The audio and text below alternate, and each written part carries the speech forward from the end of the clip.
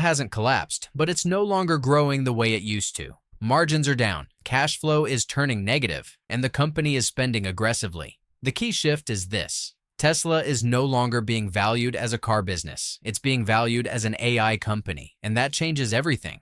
Right now, the core business is slowing. Deliveries are expected to drop about 5% in 2026, after reaching around 1.64 million vehicles in 2025.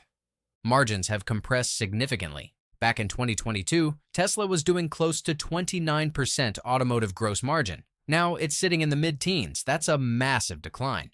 At the same time, free cash flow is going negative, not because the business is collapsing, but because Tesla plans to spend over $25 billion this year. This matters because Tesla used to be a rare case. High growth, high margins, strong cash flow. Now it's choosing something else. Lower margins, negative cash flow, and heavy reinvestment. The key shift is from efficiency to expansion. At around $387 per share, Tesla is basically at fair value, around $400. But that number is misleading.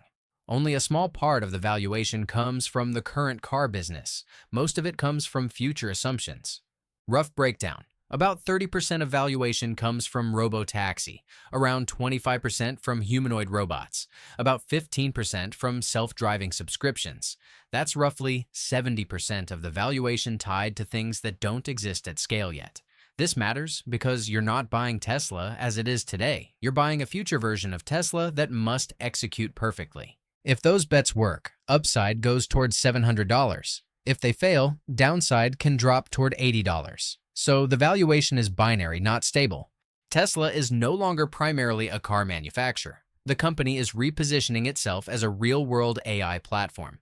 Cars are becoming distribution tools. The real goal is software, FSD subscriptions, and eventually robotaxi networks. On top of that, Tesla is developing humanoid robots, which could become another revenue stream. This changes the story because cars are now secondary. The question is no longer, how many cars will Tesla sell? It's now, can Tesla monetize autonomy and robotics? That's a much harder problem. In EVs, Tesla is still strong, but it's no longer dominant. BYD is scaling faster and selling cheaper vehicles globally. In autonomy, Tesla is not leading in deployment. Waymo already operates robotaxi services in multiple cities. In AI infrastructure, NVIDIA is building the tools that competitors can use to catch up quickly. This matters because Tesla used to have a clear edge. Now it's competing in 3 industries at once: cars, autonomy, and AI. The biggest risk is execution. Robotaxi alone accounts for about 30% of valuation. If rollout is delayed or adoption is slow, that value disappears. Second, margins may stay low. More competition means continued price pressure. Third, the CapEx cycle. Tesla plans to spend massive amounts over the next decade. If returns don't show up quickly, cash flow stays weak. Fourth, regulation. Autonomous driving is still not approved in key markets like the EU. If approval is delayed, growth slows. For Tesla to justify a higher valuation, 3 things need to happen. First, robotaxi must scale, not testing, real deployment across multiple cities. Second, FSD must become a meaningful subscription business, not optional, widely adopted. Third, Optimus needs real commercial use, not just demos. If these work, Tesla becomes a software plus AI platform. And then the current price looks cheap.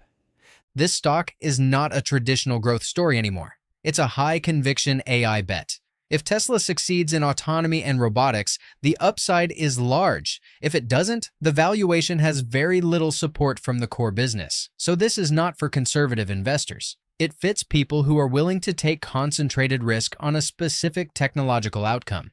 At the current price, you are paying for success that hasn't happened yet.